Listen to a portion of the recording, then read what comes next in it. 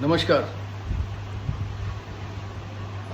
आज शिक्षक दिवस के इस महान अवसर पर एक बहुत प्यारी सी कहानी जो है एक गुरु द्वारा कही गई मैं आपसे शेयर करना चाहता हूँ। एक बार की बात थी कि एक गुरुजी कुछ शिष्यों के साथ कहीं यात्रा पर निकले थे।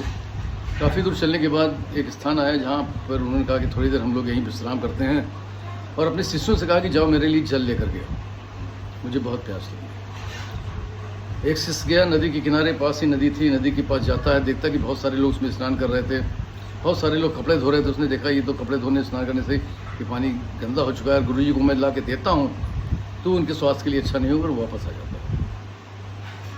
गुरु जी कारण पूछते हैं, कोई बात नहीं, तो दूसरे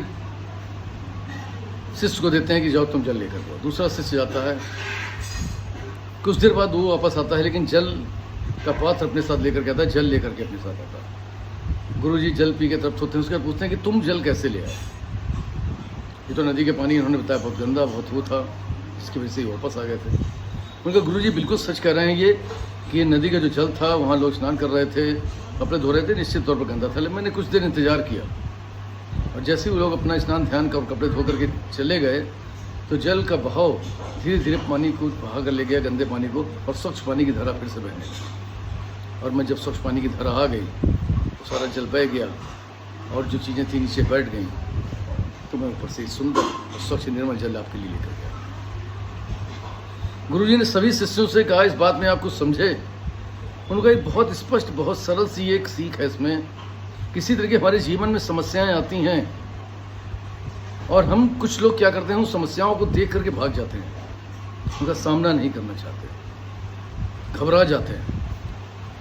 लेकिन वास्तव में वो समस्याएं ठहरने वाली नहीं हैं। अगर हम कुछ देर धैर्य के साथ रुकते हैं, समस्याओं को समझते हैं और वक्त देते हैं, तो निश्चित तौर पर वो समस्याएं नीचे दब जाती हैं या तय करके निकल जाती हैं, और फिर से वो सुंदर निर्मल जीवन जो आपके लिए था वो फिर से वापस आ जाता है।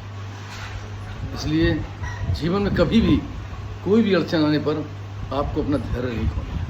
अगर इससे धैर्य को पकड़ के रहेंगे तो निश्चित तौर पर ये एक ऐसी कुंजी है, एक ऐसा मंत्र है धैर्य, जो आपको जीवन की हमेशा सफल ऊंचाइयों पर ले जाएगा। उस गुरु की दी गई ये शिक्षा वास्तव में बहुत महत्वपूर्ण है। नित्य ऐसी बातों के लिए आपसे मिलता रहूँगा, आपका दोस्त पीयूष रंजन। नमस्कार।